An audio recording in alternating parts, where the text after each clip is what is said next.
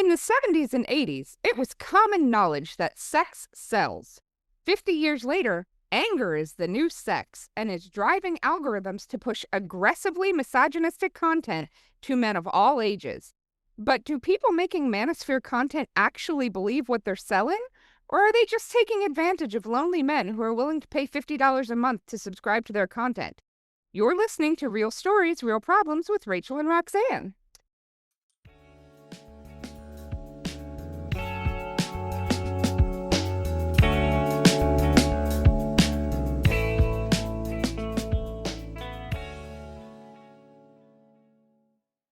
Rachel, how are you doing today? I'm good, Roxanne. How are you? Oh my God, this documentary.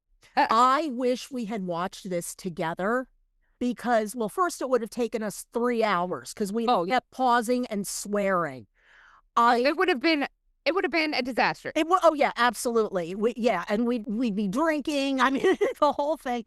But no, this made me so angry, and I'm so excited to talk about it. And if you thought No Impact Man made me lose my shit, you're really gonna see it happen today. So let's do it. So this week, Roxanne and I watched the documentary Into the Manosphere, which was made by Louis Theroux, who is a British documentarian. And this was literally him exploring the world of far right-wing, misogynistic, red pill, manosphere content. Insult type things. Yeah. And it starts with all of these manosphere people being real nervous about interviewing with Louis Theroux. And they're very concerned that he's going to try to make them look bad. They don't need any help looking bad. Yeah, I think they don't understand that outside of their little corner of the internet, that most people think they're just vile. Yeah. And so exactly. Louis Theroux is he did very little to make them look bad. He asked them basic questions and then let them make themselves look terrible. Let them just ramble. And because they're all friends, there's a lot of confirmation bias going on. You know, it's like all your Facebook friends are generally, they have the same political, religious views as you do because you're attracted to those sorts of people. These people hang out together like a weird misogynist mafia. And so that just keeps getting Well, and one of the things that I walked away with from this documentary, and that we will discuss as it goes on, is the thing that I learned is I don't think most of these men believe their own hype. I think they understand that they are lying to an audience and telling them what they want to hear and working to give them advice that keeps them single and alone so that they keep paying in subscription fees. So they're going along to get along. Yeah. Okay. That's the impression that I got. That is a very interesting theory. And I agree with you. I really do. Because they feed off each other. You know, like these horrific misogynist vampires or something. And I mean, he talked to and highlighted clips from a wide variety of right-wing manosphere content creators. And he did not talk to Andrew Tate, but referenced his content multiple times, showing video clips. And then he spoke to some of the biggest names in this industry with Harrison Sullivan and Myron Gaines and all of these people. I had never heard of Myron Gaines before this video, actually. I had heard of him, but I did not know the extent to which his content went. So this was definitely a little bit eye-opening there. And don't you wish that your eyes still were closed? Because I didn't learn anything I liked at all. Well, I actually have, when we get to the Myron Gaines part, I've got a thing that I want to point out about the documentary. But it starts with essentially Harrison Sullivan as the very first person that Louis Theroux talks to. Right. And he goes by HS, and he makes really horrible jokes, and he's got his very thin, large-breasted girlfriend in a bikini on the couch and introduces her as his dishwasher. Har, har, har, har, har. Because of course she just lays around the house in the bikini. That's what she does all day is wash dishes with her, And then at one point, he asks her, "What's your favorite thing about me?" And she says, "Your money." She's very upfront. So And you're a total dick, but you're rich, you know? I think that becomes a talking point for most of the women featured Mhm. in this documentary. And the entire time I was watching this, especially the Harrison Sullivan stuff, I was thrown to the movie Glass Onion, a Knives Out mystery. Have you seen that? I Have have not. you seen any of the Knives Out? No, I have not. Okay, so you're missing out. These are fantastic. But Okay, noted, noted. in the second one, it is a group of people, kind of. There's a politician and there's a Manosphere content creator, and they're like all these people. There's a scientist, and they all kind of are friends with this Elon Musk-esque dude Oh who boy. invites them all to an island so that they can do a murder mystery and get away for a weekend during the height of COVID. This is like 2020 when it comes. How we met at a murder mystery weekend, Yeah. only with murder, like real murder. And so there's a lot of like other stories, Right, right. but It's one, called Knives Out. well, it's called. Each of them are separate titles. So the first one is Knives Out. Okay. The second one is Glass Onion, a Knives Out mystery, and then the third one was Wake Up Dead Man. All excellent. And in the second one of the characters, played by Dave Bautista, Mm-hmm. is a muscled up gym bro Manosphere content, and he's got this little blonde in the bikini that pops up and says anti-feminist stuff as his kind of sidekick. Mm-hmm. And that's something that remind me of Ann Coulter and Phyllis Schlafly. I was like, oh, they would get off on this. The awful anti-feminist crap that they spew out of their face hole. Well, the movie addresses that this is all kind of for show. Mm-hmm. And I actually pulled a quote from the movie. And the woman, the girlfriend in question, her name is Whiskey, and she's talking to another woman named Andy. And Whiskey says, Duke treats me like I'm candy, and they just ignore me, talking about all the rest of the group. Mm-hmm. And Andy says, why do you put up with it? And Whiskey says, with Duke, I'm building my brand, and he's putting me on his channel more often. Though he's leaning harder right into this mandem stuff, if I'm going to go into politics eventually, I don't think that's a road I want to go down. It's expeditious, but it's kind of a shit show. Well, that's the only reason why I do this podcast with you, Rachel. It's just to boast my brand. But, and the fact that she just blurted this out, knowing it was being recorded, and Duke apparently had no problem with it. Well, it was one of those things like watching this quote from that movie fully encapsulated what I think all of the women that are being portrayed on these channels think is that this is garbage, but this is where the money is. And I think our experience goes to show that even just in our tiny cosmos of within our podcast, we did a bunch of really fantastic content, got very few less listeners. We did one episode that hit on a vaguely controversial topic. We got more listeners than we've ever almost had. 2,000 views. Yeah, 2,000 views. We got so many comments. We got so many New subscribers. Yeah, it gained us a lot of traction. And then we went on and we did an ASMR episode. ASMR is literally one of the most searched terms on YouTube. Got no listeners. Except you and me. Except for the two of us. But now this is a relatively controversial topic. Very anger-driven. Oh, it's so much anger. Yes. I would not be shocked if this one rivals the other controversial episode we did. Yeah, it's going to be really interesting to see. And I think that is a very good example for me, like in real time, our lived experience, that the algorithms want anger. And if you can get anger out of people, or if you can rage bait people, they will push that content far and wide. But if there's no anger, if there's nothing that's going to drive people to feel that rage, they don't give a shit. Yeah, ASMR was largely just informative. And if they weren't interested in like the history of it or whatever, of course they would give it a pass. But I really think that there are a lot of people, both men and women, that are going to have some degree of. I know normal men will be furious about that. Your husband would be, my dad would be. And I mean, at this point in the documentary, I had to pause it to make a note that I think a big driving factor in all of this is capitalism. Yeah. Harrison's girlfriend stays with him because he's rich, and her presence in his life drives traffic to her social media. She likely doesn't care if he lives or dies. And the second he's no longer useful to her, she'll be gone. Yeah. And if we lived in a world where, advertisers weren't constantly pushing you to hate yourself so you buy it. Oh my And God. people didn't have to scheme and steal and bite and claw their way into relative wealth. Especially if you're not conventionally attractive. Yeah, none of these men would have an audience Right. if the world was allowed to just feel good about themselves. Yeah. And that you didn't have to, like, we didn't have this MLM structure of an economy that we live in. Like LuLaRoe. Yeah. With the leggings.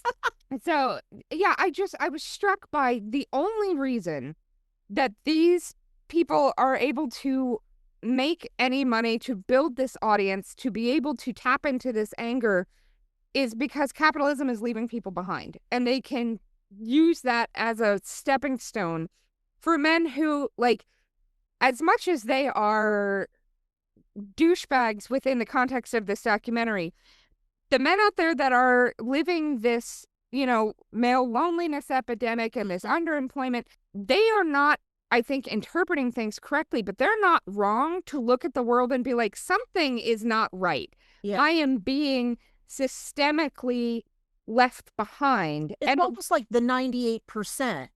Only in regards to the manosphere. And considering the government in our country right now, I know we don't like to get political on this podcast, but the country is being led by a misogynist, by a sexist, and a racist who has money.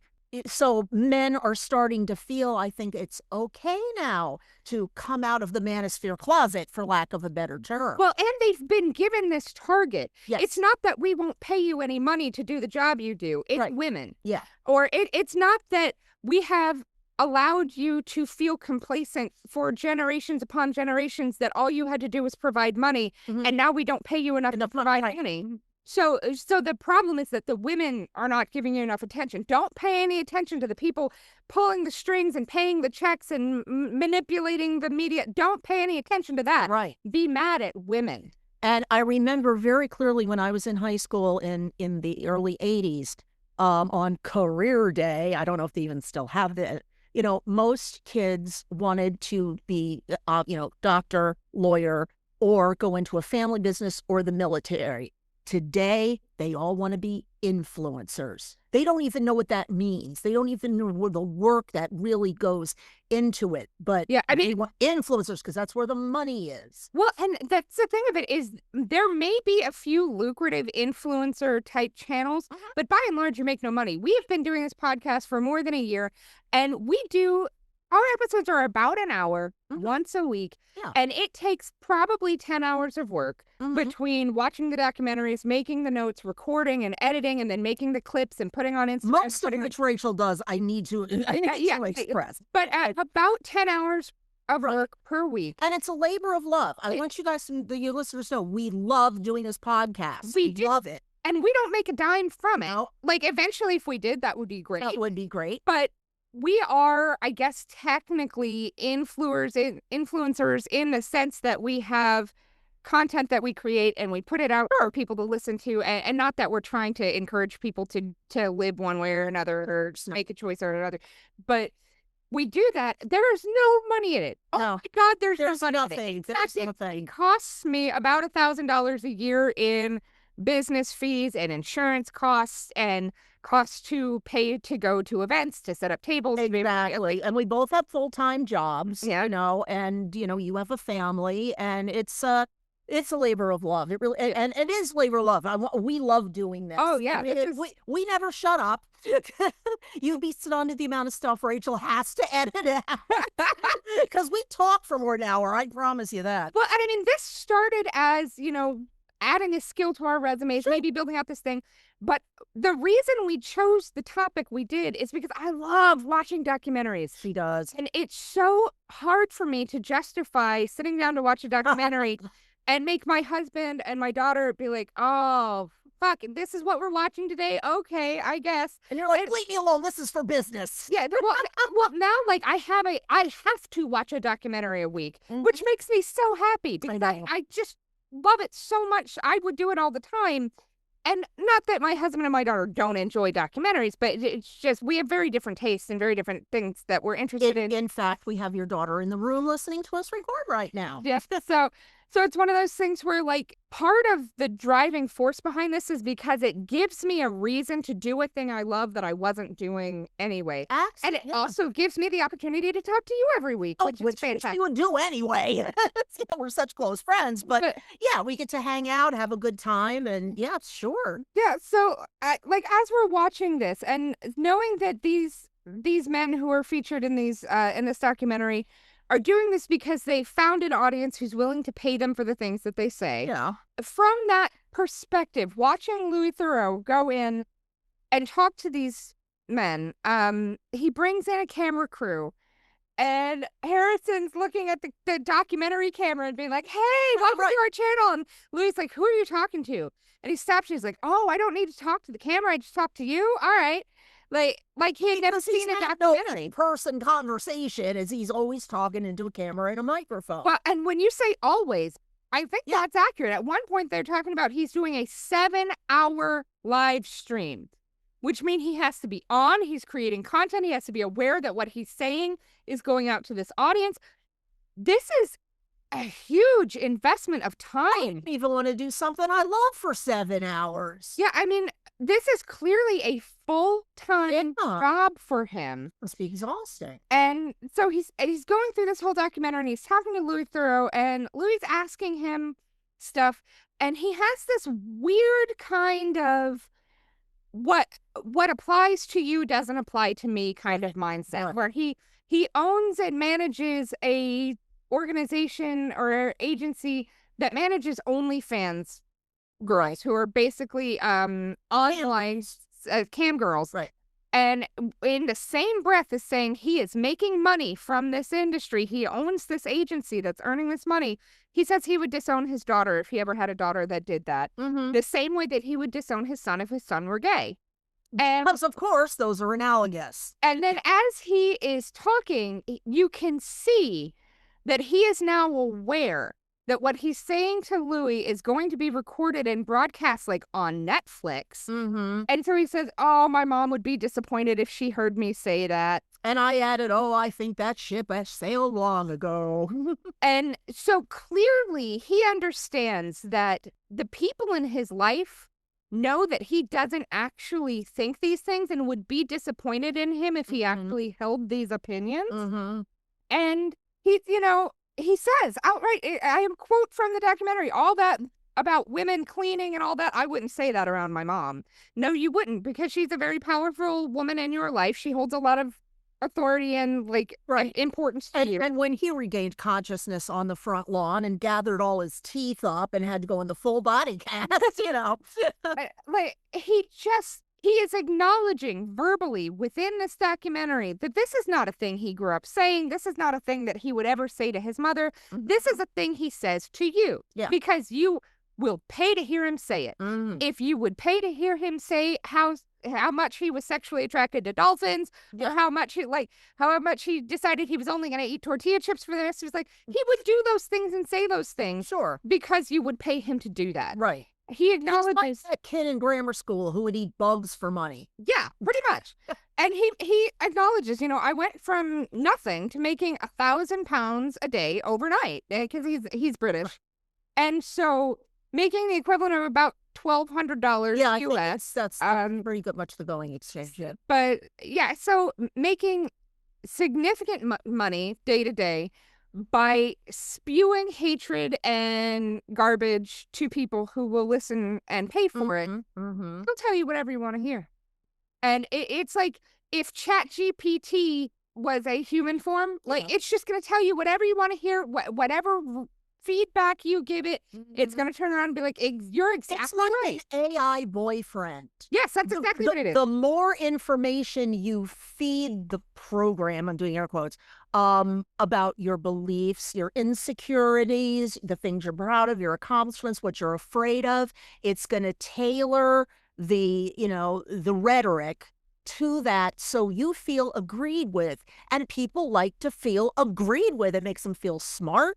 It makes them feel validated, even if it's for a shitty reason. Oh yeah, it's very much he is the human equivalent of AI. Mhm.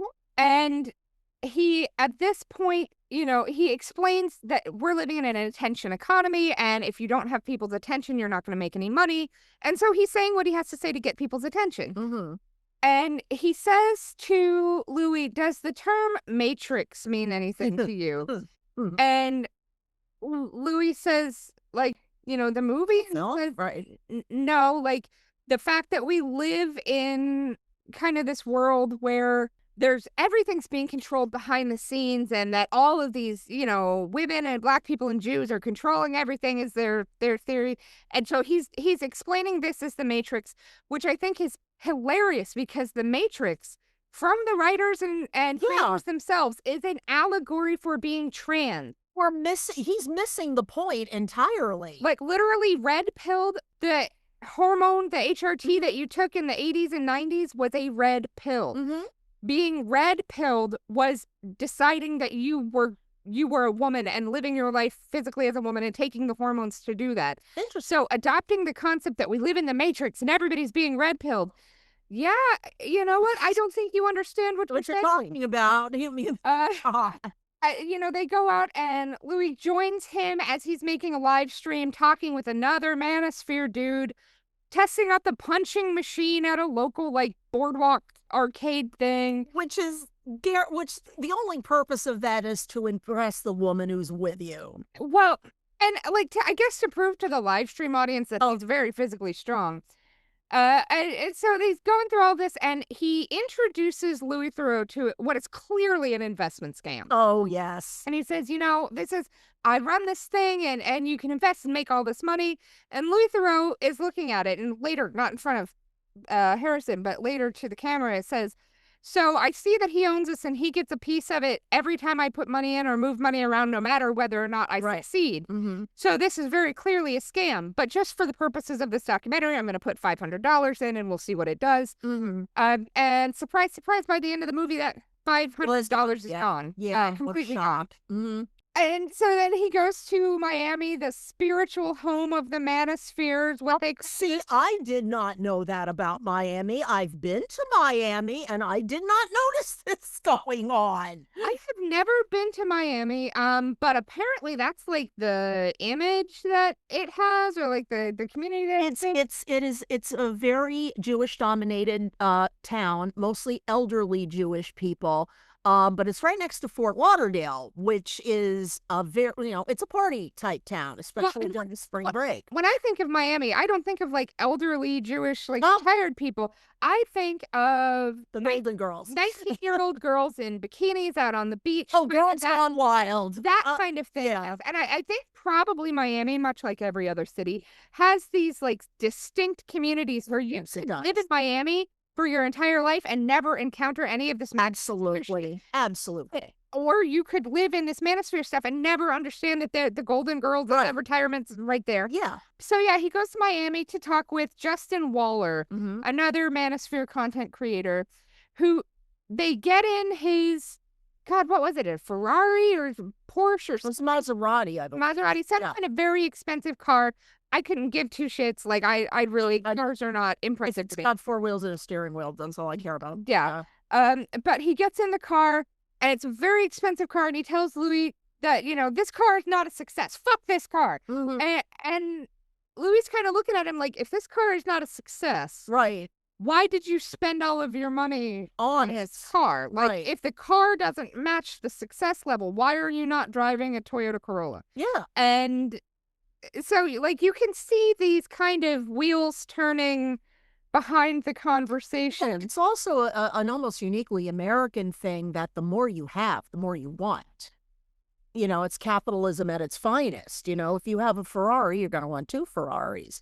Yeah, there is a saying that goes something along the lines of, it's not that we don't have enough to provide to the poor, but that we don't have enough to satisfy the rich. Oh, I like that. That's interesting. Because at this point, the uber wealthy they're going out to space for fun. Yes. And the money that they're spending doing that is not actually benefiting their lives at all. They're not even actually going into space. They're low orbit. Low orbit, exactly. So they're getting far enough away to be able to see the planet, like, its entire, but they're not actually making it out to space. So they're just spending money for the sake of spending money. Right. It's not doing anything for them. Mm-hmm. And so, that kind of is a thing that I thought about a lot Mm-hmm. when watching this documentary. Yep. And Justin walks Louis through his house. He's got this giant house. Yeah. Lots of marble, lots of like clean lines. I And think like, he's even been in half the rooms. and so he's very cagey about like his wife and his kids, and like he's got this family, but he doesn't want to introduce them yet. He will later. Mm-hmm. But he doesn't want to bring that up yet. And he explains the concept of one-sided monogamy to Louis, where basically he says, I can do whatever I want. My wife has to be faithful to me. While I was kind of taken aback at that. Oh, that's where I had to pause and say, what the actual really? Really? That's what I said the most. Really? Really? Well, as I watched the documentary, it became clear to me that these men are finding women who have been abused in the past, and that this one-sided monogamy, Louis talks to 2 or 3 girlfriends, wives, whatever, as part of this kind of sphere, and they all say the same thing, that my ex cheated on me and lied about it. At least he's upfront about it. Like, he's being honest with me. He's not lying to me. Right. And that's enough for them. Though I think it would not be enough for them if it didn't come with a, $6,000 a month stipend for her. I remember in one of my favorite movies, Quiz Show, they were, a man was talking about his uncle who had had an affair.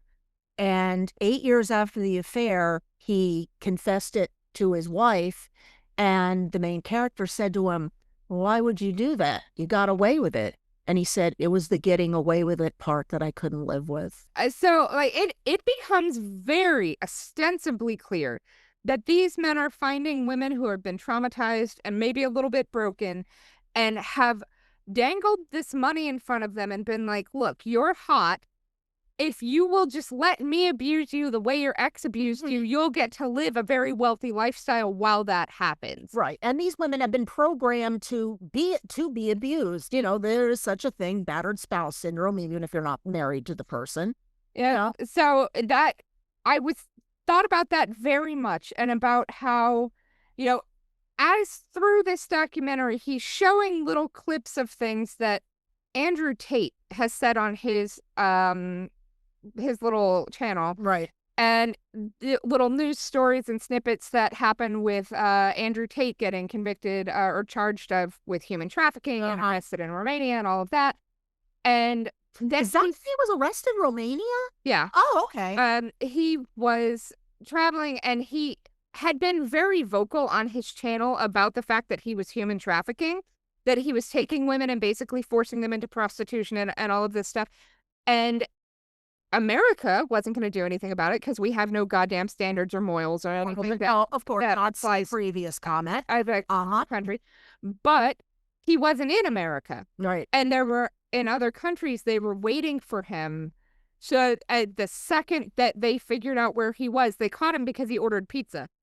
And they were able to... This. Yeah, so they stopped the pizza delivery and sent the Romanian version of the FBI to his Let's get his pizza. I need no, probably not. no Romanian prison. And it was funny because they scream up and down about what makes you a man and how you have to look and how you have to be, and how if you need, hormone therapy or whatever, you're a bad person. In prison, his hairline disappeared, his chin went away. Clearly, he had been on some type of hormonal something. And the second that got ripped away and he didn't have access to it in prison, he visibly changed. Yeah.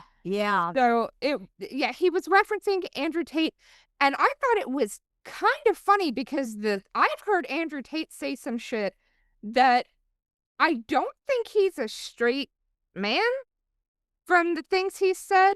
He's in denial or in the closet? Andrew Tate has been on record. There are clips of him saying that if you enjoy having sex with a woman, that makes you gay. Oh, yes. We must talk about this, about what makes you gay. If you get a full night's sleep, that you're less of a man. Sleep is for women. Like, he's going into this. How badly can I get you to abuse yourself? to say that you're a man? What can I get you to give up? What joy in life? Can I get you to give up fruit? Can I get you to hate having sex with your wife? Can I get you to not wipe your ass after you go to the bathroom? And it's funny because I was reading this list and I'm like, oh my God, now I don't know if I'm straight or gay or what. Oh no, none of it applies to women. This only applies to men. Okay, I'm still straight. Okay, good to know. But it's one of those things where I gotta tell you, if somebody that I thought was fantastic, if Jane Goodall or Bernie Sanders or somebody came out and was like, you know what, you shouldn't wipe your ass, I'd be like, there's something wrong with you, Jane Goodall. Right. Bernie Sanders. Exactly. Like it would never occur to me to be like, well, the basics of hygiene and getting a good night's sleep, I can get rid of those because my mentor told me. Oh my God, when I was in graduate school, I had a professor that I just adored. He was brilliant. I loved him. And I was going on vacation and he said to me, oh, I wouldn't go because Mercury is in retrograde. And I laughed. I went, no, really, what's the real reason? He went, that is the real reason. And I went, Dr. Benedict, you believe in astrology? Oh, yeah. My whole opinion of him changed. I see he was still a brilliant man. I still respected him, but he had this weird belief system that did not line up with that. Yeah. And everybody has weird shit that they believe. Sure. Like, everybody has their own thing. But there is a difference between I have decided in my late night drunken online ramblings that the Loch Ness Monster is real, and I need you to physically abuse yourself to prove your masculinity to me. Those are two very different things. Yes, that they're mutually exclusive. Yeah. And I think it is important for people who are getting kind of introduced to this right-wing alt-right pipeline to understand that none of the advice that any of these men will give you will get you a girlfriend. It's designed to keep you single and repellent. Women don't want to date a man who smells vaguely of shit all the time. No, women want to date a man who is kind and funny. And, well, that's pretty much it. Yeah. Good looking is a bonus, but kind and funny and smart. And respectful. Oh, sure, and respectful. I'll take that over looks any day. Yeah, I mean, in this documentary, it comes up multiple times that women only want men who are 6 foot tall with a six-pack earning 6 figures. And that's like 5 men in the whole country. And I gotta say, just looking around at the world around you, you should be able to tell that that's a lie. Because if that were true, all of the pudgy middle-aged men out there who have been married for 25 years would not be married. No. Those women would not have married them or would have left them when they no longer met that. Most men are earning $50,000 or less per year. Yeah. But most of those men who are earning that are in relationships, are engaged, are married, are... No woman who is actually serious about finding a long-term relationship gives 2 shits how much money you earn, how tall you are, how fit you are. Like, there are going to be people with individual preferences. And I know one woman, I've personally met one woman who income was the most important thing to her. How much money you brought in was the most important thing. How much money the man? Yeah, how much that she wanted a man who was rich. Okay. And she married a guy who's like 5'8", and he is partner in a law firm and earns, big money. He's never home. She never sees him. They have basically no relationship. Right. I would bet money he has affairs on the side because he works 90 hours a week. Yeah, never as lawyers do. But she signed up for that. That's what she wanted. Right. Was if you give me a lifestyle where I can live this way, you do whatever the fuck you want. Whatever you want. Right. But most women I know are with government employees, retail managers. They're with people who are middle management. Yeah, they're with men who are making enough. Yeah. And they are with men who are 30, 40 pounds overweight. They're with men who are, 5'7", 5'8", 5'9", 5'10", somewhere there. But Jackman, in other words. Yeah, not Hugh Jackman. I have met exactly that one woman who cared at all about any of those 3 features that they've determined that all women are looking for this one man. You in real life? Yeah, this is someone I know in real life. Oh my God. And And I knew her vaguely, like friend of a friend kind of thing. But she found exactly what she was looking for with a man who was like, look, I just want a woman who is happy to be paid to be at home and will show up at events with me. So I have my happy Right. wife on my arm. Right. We'll have a couple of kids. So I get to be a dad. Mhm. That's all she needed to do. Oh my And god, so kill myself. she's very happy like that. And God bless them. They found each other. They worked together. Good on them. They will be married 150 years I hope so. because they have a relationship that they understand that works. They may even have an open relationship. Yeah, She may be fine with his having other sexual partners. He may be fine with her having them.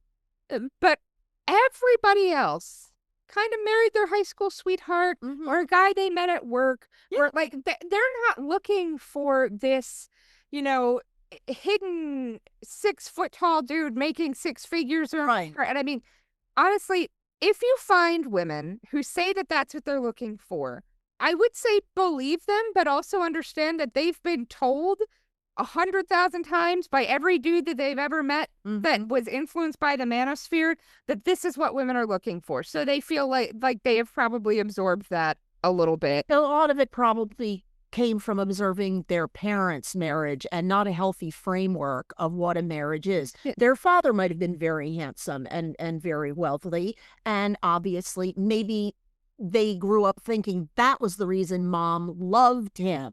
You know, because little kids don't understand the concept of romantic love. Yep. So it's an interesting thing, and I'm not going to say that there's no women out there who care about these three factors. Sure. But by and large, the vast majority of women do not care. Mhm. Or they want a tall guy, but they don't care how much you make. Or they want Right. a guy who, has a six pack. They want a guy who's really fit, but they don't care how tall you are, how much money So you tight. Yeah, Absolutely. yeah. So the idea that you have to do these things is ridiculous on the face of it. I mean, if you needed to meet all three, nobody ever would have married Bill Gates. Yeah, there Like you go. And he certainly not Elon Musk, who's on what, number 10 or something like Yeah, like some men meet one of the three, and Right. that's enough for some. Some men don't meet any of the three and find a wife that they love and Right, that loves right. them, and so it's just really strange. And as they're going through this process, he's introduced to Myron Gaines. Right. Louis Theroux is introduced to Myron Gaines, and Myron just proves himself to be just this epic douchebag. Oh, God. And he doesn't consider himself a misogynist because, quote unquote, he knows what's best for women, which is misogyny in and of I was itself. gonna say that is not what that means. But we watched in real time Mhm. as Louis Theroux ruined Myron Gaines's life. Mhm. Did you catch it? Uh-huh. Because Myron Gaines is doing his big, this is who I am, this is the thing I say, and Run ball scratch. yeah, Yeah. and his girlfriend, Angie, Mhm. was there. And Angie comes over and she's talking to the camera, and you can tell she's like a little bit gun shy and that she doesn't quite know what to think of it. Oh, of course, he probably never lets her talk.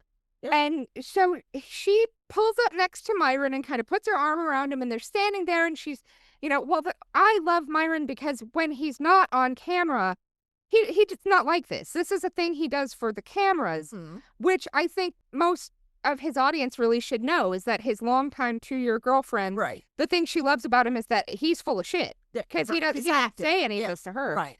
And then, while she's standing there being supportive, Louis brings up that Myron said he wants to have more than one wife in the future. Mhm. And you can see her face fall. Mhm. And she literally steps away from him for a moment before she remembers, oh, we're on camera. So she kind of leans Her back. body language changed entirely. And then when Myron saw that, he backtracked the statement because he realized it upset her.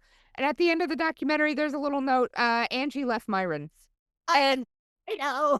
so the making of this documentary, having someone who is not part of the manosphere, Mhm. having Myron tell that man that he wants to have multiple wives, that that's important to him, destroyed his long-term relationships. Yeah. And as it should. Oh, definitely. And it's the kind of thing where if I were someone who was following him because I believed what he said, Mhm. and then I heard his long-term partner say, he doesn't believe any of this. Like, this is not who he is when he's not a home. I'd be confused. Like, I had a long-term boyfriend, and if he said this on camera, my thought would be if he's capable of acting like, of turning that on, part of that is real. That's coming from somewhere deep in his traumatic past, and I would, you know what I'm talking about, of course. Yeah. And but I would say, what the fuck are you talking about? I would come right out with that. I wouldn't just shy away. Well, clearly, like, they had some kind of understanding that, look, baby, this is what I do for the cameras. This is how you get the attention. This is how you build the audience. But that's not who I am. Mm-hmm. Until he was talking to somebody else outside of that context. Yeah. And then it was who he was. Right. And she saw that. And I think it at least contributed to the end of their relationship. I'm not going to say that's the moment that broke them. No. But very clearly, like, you could see in that moment, she was... It started to dawn on her. Yeah. Mm-hmm. So it was one of those things where as they are, like, they're talking to these men and... but Justin is being interspersed with Myron. And Justin says, a lot of people assume that I'm unhappy and I'll never know love, but I have a wife and 3 kids. Turns out she's not his wife.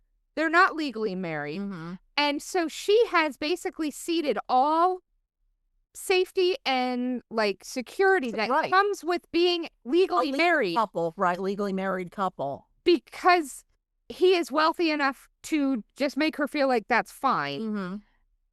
If she married him, she would then have legal rights to property, legal rights to be able to, like... Of course. It would change the dynamics of their... I would want a prenup, you know that. But even outside of a prenup, like, if you go stand in front of a judge and say, okay, so we have a prenup that says I get nothing, but I was at home taking care of the 3 kids while he built this business. Right.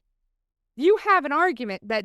Oh, absolutely. You contribute to this. Absolutely. But it was his legal wife that then gives you rights you don't have as a girlfriend. That also gives you a legal next of kin to be a medical proxy to make decisions if he no longer can. Yep. So they're interspersing these, and I thought it was very funny because at one point they say men are meant to suffer. They're not meant to be happy. That's just tragic and wrong. Why? Yeah. As a man, why would you listen to somebody who said you're not meant to be happy? Right. You are meant to be miserable. Why would you sign on to that and be like, well, that's for me? Right. Yeah. Okay, yes, but this conversation is going to go on a lot longer than this. So we need to take a pause here. This has been part 1 of our 2-part Manosphere episode. So definitely check back in with us next week to find out all about the end of the documentary and about some positive, uplifting role models and examples of positive masculinity. It's going to be great. Thanks for listening to Real Stories, Real Problems with your hosts, Rachel and Roxanne. We hope you enjoyed our deep dive into selling an image and the documentary Inside the Manosphere. Join us again next week for a glimpse into another financial problem and a documentary all about it. If you enjoyed our show today, please remember to like, subscribe, and leave us a review on your podcast app. Thanks for listening. See you again next week. Bye for now.